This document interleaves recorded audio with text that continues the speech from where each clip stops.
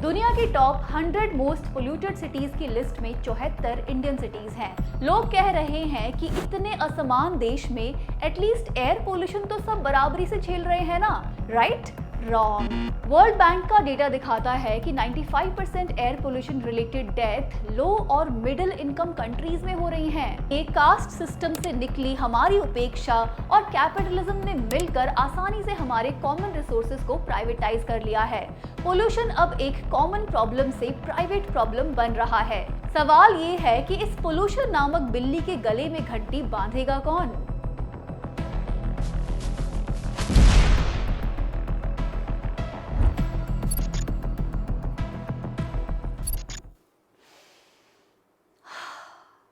ये स्टंट दिल्ली में बिल्कुल ना ट्राई करें। हवा तो अब तक फ्री थी, पर सांस लेना महंगा हो गया है। ये सिर्फ 2025 के नवंबर की बात नहीं है। सीबीएसई के क्लास 8 के सिलेबस में ही एयर पोल्यूशन का चैप्टर आ जाता है। बच्चा बच्चा जानता है कि पोल्यूशन कैसे फैलता है, इसके कॉजेस क्या हैं और इसके सॉल्यूशंस क्या हो सकते हैं। एक के बाद एक रिपोर्ट्स भी यही बता रही हैं कि आए साल हमारा देश एयर पोल्यूशन में टॉप कर रहा है। हॉस्पिटल्स में सांस की बीमारी वालों की तादाद बढ़ गई है। प्रेग्नेंट औरतों और न्यूबॉर्न बच्चों पर इसका भयानक असर पड़ रहा है। फिर भी दिल्ली की सरकार को ये सब नहीं दिखाई देता, शायद ज्यादा स्मोक की वजह से। पर एयर पोल्यूशन के खिलाफ सड़कों पर उतरे प्रोटेस्टर्स उनको तुरंत दिख गए। पोल्यूशन का सामना करने निकले दिल्ली वासियों को लाठियों और अरेस्ट का भी सामना करना पड़ा। फाइनली दिल्ली की सरकार ने AQI मैनेजमेंट से थोड़ा आगे बढ़कर एटलीस्ट प्रॉब्लम को एक्नॉलेज किया है। दिल्ली में GARP graded response action plan 3 लागू है। कुछ चीजों पर जैसे नॉन एसेंशियल कंस्ट्रक्शन और डेमोलिशन एक्टिविटीज पर बैन लगाया गया है। क्लास 5 तक स्कूल बंद किए गए हैं और हाइब्रिड मोड में पढ़ने और काम करने को एनकरेज किया जा रहा है। लेकिन सिर्फ दिल्ली की बात नहीं है। आज एयर पोल्यूशन हमारे पूरे देश की पूरे साल की समस्या है। AQLI 2025 रिपोर्ट के हिसाब से पूरा इंडिया ही जहरीली हवा में सांस लेता है। लैंसेट की एक रिपोर्ट का कहना है कि 2022 में एयर पोल्यूशन से रिलेटेड कॉजेस की वजह से देश में 17 लाख लोगों की डेथ हुई।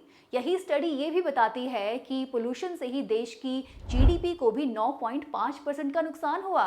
इतना सब होने के बावजूद क्यों हमारी सरकार एयर पोल्यूशन का कोई ठोस सोल्यूशन नहीं निकाल पा रही?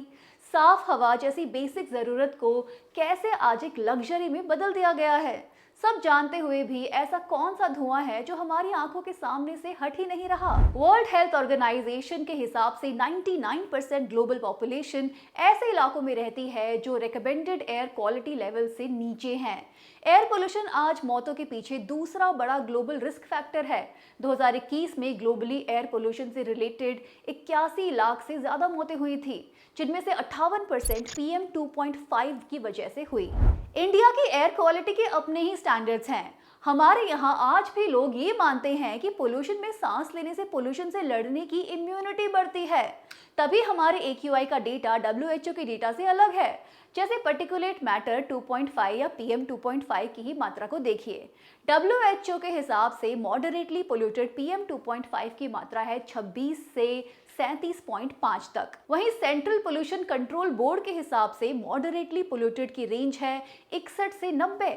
PM 2.5 जब 75 से ऊपर होता है तो WHO उसको एक्सट्रीमली हाई बताता है, जबकि हमारा पोल्यूशन बोर्ड PM 2.5 को 250 के ऊपर जाने पर ही सीवियर घोषित करता है ना कमाल?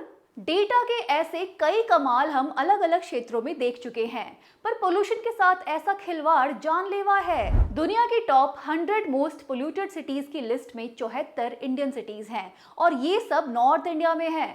ऐसा नहीं है कि साउथ इंडिया में पोल्यूशन नहीं है, लेकिन नॉर्थ इंडिया में ये डेंजरस लेवल्स पे पहुंच चुका है। आज दिल्ली NCR में खुली हवा में सांस लेना दिन के 20 से 45 सिगरेट पीने के बराबर है। पर अब ये सब नंबर्स हम अच्छी तरह जानते हैं। हर साल पब्लिश होता है कि दिल्ली में सांस लेना कितनी सिगरेट पीने के बराबर है। अखबारों में हेडलाइंस भी छपती हैं और कुछ लोग प्रोटेस्ट भी करते हैं, पर बदलता कुछ नहीं है। क्यों? क्या हम बदलना ही नहीं चाहते? 2019 में सरकार ने पोल्यूशन से लड़ने के लिए national clean air programme launch किया था। टारगेट था कि 24 राज्यों में 131 शहरों की एयर क्वालिटी को बेहतर बनाना। फोकस रखा गया PM 2.5 को कम करने में। फिर भी 131 में से 82 शहर ऐसे हैं जहां की एयर क्वालिटी नेशनल एवरेज से खराब है। 25 शहरों में तो एयर पोल्यूशन का स्तर पहले से भी खराब हो गया है। लेकिन सरकार का रिस्पॉन्स देखिए।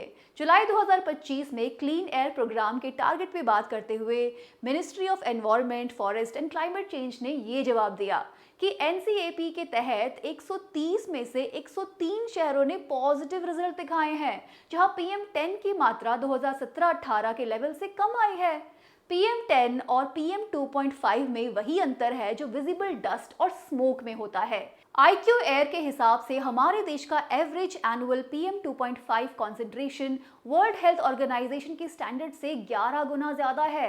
WHO का कहना है कि हवा में PM2.5 की मात्रा 5 माइक्रोग्राम पर क्यूबिक मीटर से ज्यादा नहीं होनी चाहिए, जबकि 2023 में हमारे देश का एवरेज PM2.5 कॉन्सेंट्रेशन था 54 माइक्रोग्राम पर क्यूबिक मीटर। पोल्यूशन ऐसी चीज नहीं है जो डेटा मैनेजमेंट से छिप जाए। ये रोज हमारी आंखों के सामने होता है। ये लगातार हमारी जिंदगी के साल कम कर रहा है। अगर सरकार के एफर्ट्स काम कर रहे होते तो हमें डेटा खोजने की जरूरत ही नहीं पड़ती। साफ हवा, पानी, कचरे से मुक्त गलियां हमें खुद ही दिख जाती। पर इस डायरेक्शन में सोचने की बजाय साफ हवा का भी प्राइवेटाइजेशन हो रहा है। जब कॉमन रिसोर्सेज को प्राइवेटाइज कर दिया जाए तो क्या होता है? नदियों का पानी बॉटल्ड मिनरल वाटर बन जाता है, जमीन रियल एस्टेट बन जाती है, सड़क टोल वाले हाईवेज बन जाते हैं और जंगल वन तारा बन जाता है। आज हवा भी इसी कैटेगरी में आ गई है। साफ हवा नहीं मिल रही तो मास्क खरीदो, घर में एयर प्यूरिफायर लगवाओ, गाड़ी में एयर प्यूरिफायर लगवाओ। अब तो वेयरेबल एयर प्यूरिफायर्स भी आ गए हैं। लोग AI वीडियोस शेयर कर रहे हैं कि अगर ऐसा ही चलता रहा तो फ्यूचर में दिल्ली कैसी दिखाई देगी।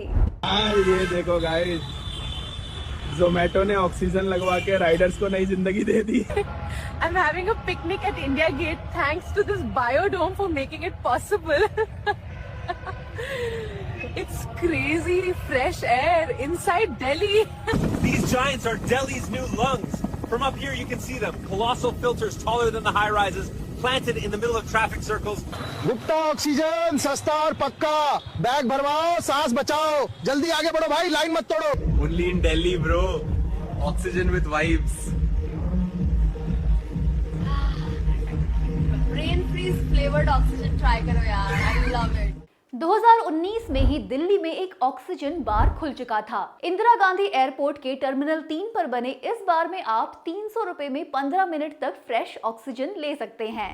एक्चुअली अगर आप इतने अमीर हैं कि एयरपोर्ट जा सकते हैं तो सीधा लंदन या स्विट्जरलैंड का फ्लाइट भी ले सकते हैं। जैसे प्रधानमंत्री भूटान की यात्रा पे निकल जाते हैं। कितने ही सेलिब्रिटीज को आपने देखा होगा जो यूरोप के शहरों से दिवाली की बधाई देते हैं। आप यहाँ फालतू में मिलावटी मिठाई और फेक ग्रीन पटाखे फोड़कर खुश हो जाते हैं। लोग कह रहे हैं कि इतने असमान देश में एटलीस्ट एयर पोल्यूशन तो सब बराबरी से झेल रहे हैं ना, राइट? रॉन्ग। वर्ल्ड बैंक का डेटा दिखाता है कि 95% एयर पोल्यूशन रिलेटेड डेथ लो और मिडिल इनकम कंट्रीज में हो रही हैं। अमीर देश और देश के अमीर लोग अब भी इससे बच सकते हैं। एक कॉमन्स का कॉन्सेप्ट होता है कि कुछ रिसोर्सेज सब लोगों के लिए समान होते हैं और हम सबको मिलकर ही उनको सुरक्षित रखना होता है, जैसे कि कॉमन जमीन, पार्क्स, जंगल, हवा, पानी एटसेट्रा। पर कैपिटलिज्म के इस दौर में लगभग सभी चीजें कमोडिफाई हो चुकी हैं, काट काट कर बेची जा चुकी हैं, सबका दाम है। सरकार का काम बस बीच में एक एजेंट का रह गया है। जब कॉमन रिसोर्सेज कुछ लोगों के हाथ में चले जाते हैं तो लोगों को लगता है कि उनकी जिम्मेदारी खत्म हो गई, जैसे अपने घर में झाड़ू मार ली, हमें गली से क्या। और इसी का दूसरा पहलू है हमारा कास्ट सिस्टम, जो हमें सिखाता है कि सफाई करना किसी और का काम है। इसीलिए अपने घर की सफाई तो हम कर भी लें, बाहर चीजें फेंकना आम बात है क्योंकि कोई और आपका कचरा उठाएगा। ट्रेन्स, बस, पब्लिक बिल्डिंग, सड़क, गली, park, tourist places, cricket stadium से लेकर समुद्र के बीचेस का भी हमने कबाड़ा कर दिया है। इन्हें लोग ऐसे इस्तेमाल करते हैं जैसे वहां कभी वापस जाना ही ना हो। ये हवा किसकी है? ये नदियां, पहाड़, जंगल किसके हैं? अगर आपको लगेगा कि मेरे तो नहीं है तो डेफिनेटली आपको इनकी दुर्गति से ज्यादा समस्या नहीं होगी। तभी आपको इनकी प्राइवेटाइजेशन से भी ज्यादा समस्या नहीं होगी। कल को यमुना नदी अडानी को बेच दी जाए तो आप तारीफ ही करेंगे। शायद इसीलिए कास्ट सिस्टम से निकली हमारी उपेक्षा और कैपिटलिज्म ने मिलकर आसानी से हमारे कॉमन रिसोर्सेज को प्राइवेटाइज कर लिया है। पोल्यूशन अब एक कॉमन प्रॉब्लम से प्राइवेट प्रॉब्लम बन रहा है। सबका यही नारा है कि अपना अपना देख लो। सबसे ज्यादा पोल्यूशन एक्चुअली कौन फैलाता है? लोग तो इसमें काफी पीछे हैं। Industrial thermal power plants, construction, vehicle emissions, road dust और कचरे को जलाने वाली वेस्ट मैनेजमेंट फैक्ट्रीज कहीं आगे हैं। छोटी फैक्ट्रीज, पराली जलाने वाले किसान, गाड़ियों और ट्रक्स की बात तो हो भी जाती है, लेकिन बड़े कल्प्रिट्स पीछे छुपे रहते हैं। जैसे थर्मल पावर प्लांट्स को ही देखिए। इसी जुलाई में एनवायरमेंट मिनिस्ट्री ने 78% थर्मल पावर प्लांट्स को एंटी पोल्यूशन डिवाइसेस इंस्टॉल करने से एग्जेम्प्ट कर दिया। थर्मल पावर प्लांट्स के रेसिड्यू से SO2 या सल्फर निकलता है। इसको एक फ्लू गैस डीसल्फराइजेशन या FGD डिवाइस लगाकर कम किया जा सकता है। यही सल्फर आगे जाकर PM 2.5 जैसे पार्टिकल्स बनाता है। थर्मल पावर प्लांट्स का पोल्यूशन हजारों किलोमीटर भी सफर करता है। इनफैक्ट दिल्ली में PM 2.5 का 65% लोड आसपास के शहरों से आता है। ये सब जानते हुए भी सरकार क्यों आपकी सेहत के साथ खेल रही है?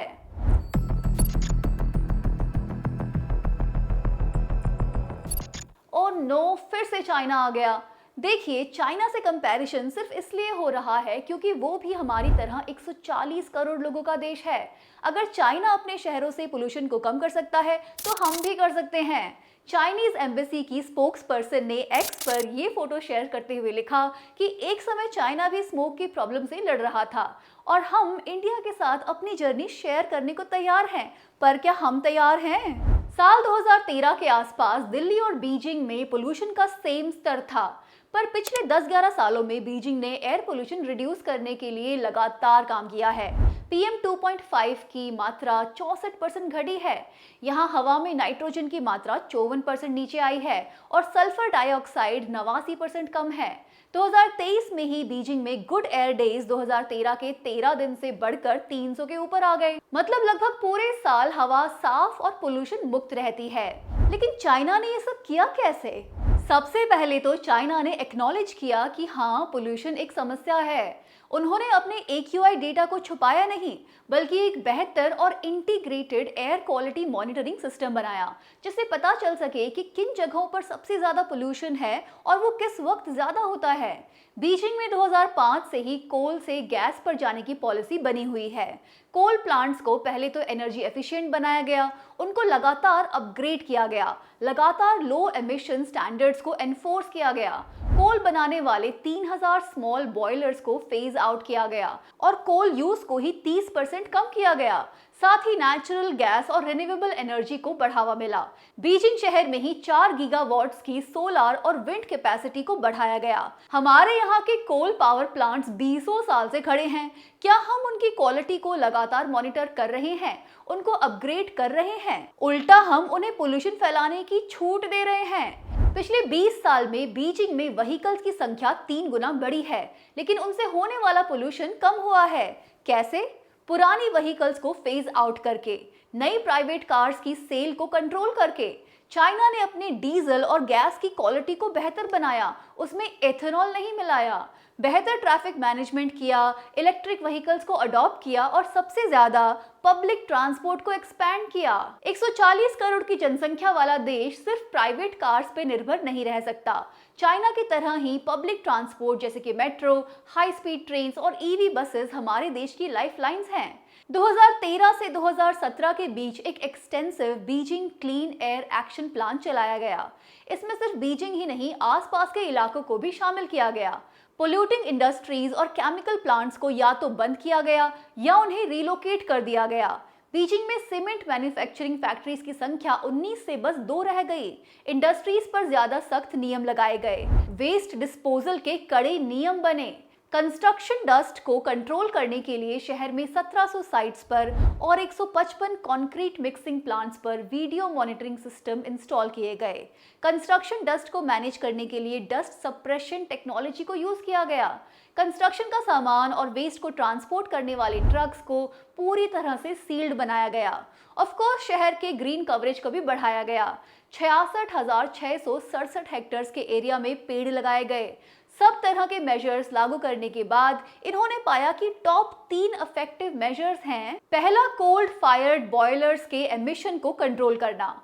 दूसरा, रेजिडेंशियल एरिया में क्लीन फ्यूल्स उपलब्ध कराना, मतलब घरों में कोयले के बजाय एलपीजी और बिजली देना। चाइना में ज्यादा ठंड बढ़ती है और कोयले का इस्तेमाल घरों और पब्लिक स्पेसेस की हीटिंग में भी होता था। एलपीजी और बिजली से इसको ड्रास्टिकली कम किया गया। पिछले साल एक रिपोर्ट आई थी कि इंडिया में अब भी 41% लोग खाना बनाने के लिए लकड़ी, गोबर या दूसरे जैव ईंधन का इस्तेमाल करते हैं। उज्ज्वला योजना के सिलेंडर्स का क्या हुआ? पोल्यूशन कंट्रोल करने में बीजिंग का तीसरा बड़ा फैक्टर रहा इंडस्ट्री के स्ट्रक्चर को ऑप्टिमाइज करना, मतलब पोल्यूटिंग इंडस्ट्रीज को फेज आउट करना, अपग्रेड करना या जरूरत पड़े तो रीलोकेट करना। इसको हमारे यहाँ करना जरा मुश्किल है। पोल्यूटिंग इंडस्ट्रीज को कंट्रोल करेंगे तो दोस्तों को पावर प्लांट्स, कोल और मिनरल्स कैसे बांटेंगे? ये सब जानकारी यूएन की एक रिपोर्ट से है जो बीजिंग के पोल्यूशन का 20 साल का रिव्यू करती है। कोई ऐसी टेक्नोलॉजी या एक्सपर्टीज नहीं है जो हम नहीं जुटा सकते, पर क्या हम अपने पर्यावरण को बेहतर बनाने का करेज जुटा सकते हैं? अगर हाँ, तो दिल्ली और दूसरे शहरों का आसमान भी साफ हो सकता है। सवाल ये है कि इस पोल्यूशन नामक बिल्ली के गले में घंटी बांधेगा कौन? इस हफ्ते इतना ही। Thank you for watching Cracknomics. मिलते हैं अगले हफ्ते टू क्रैक मोर इकोनॉमिक्स।